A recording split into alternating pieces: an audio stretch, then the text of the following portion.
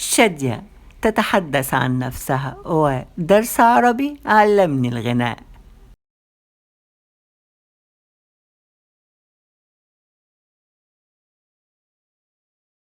تعودت منذ نعومة أظافري ومنذ تعلمت القراءة أن أقرأ بصوت مرتفع يعلو تدريجيا، ولعل عقدة القراءة بصوت مرتفع هي السبب في تعليمي الغناء.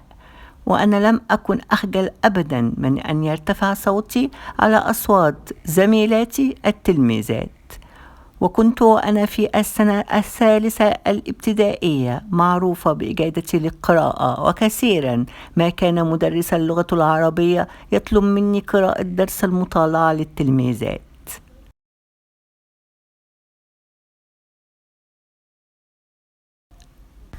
وحدث ذات يوم أن طلب مني المدرس أن أقف، ثم اختار لي صفحة لم يكن قد قرأها لنا من قبل، وكانت عبارة عن قصة طفلين اصطاد عصفورا صغيرا، وكان الحوار يدور بين الطفلين والعصفور الأسير الذي انطلق الطفلين يعذبوه مرارا وتكرارا.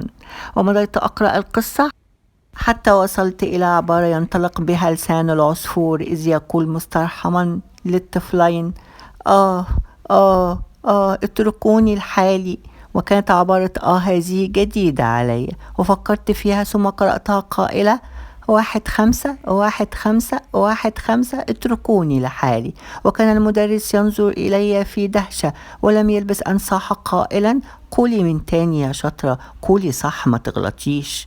وعدت أفكر في الجملة مرة ثانية، بدأت أبحث لها عن معنى جديد ونطق جديد، وعدت أرفع صوتي قائلة: وقال العصفور الأسير: 51 51 51 اتركوني لحالي. ولم يستطع المدرس أن يكتم ضحكته، فأرسل ضحكة عالية وضحكت كل زميلاتي معه. ثم قال لي المدرس بعد أن خفت عاصفة الضحك قائلا: يا شاطرة، انت بتقرأي مطالعة مش حساب. المكتوم معناه إن العصفور يستغيث من الألم قائلا: آه آه اتركوني لحالي.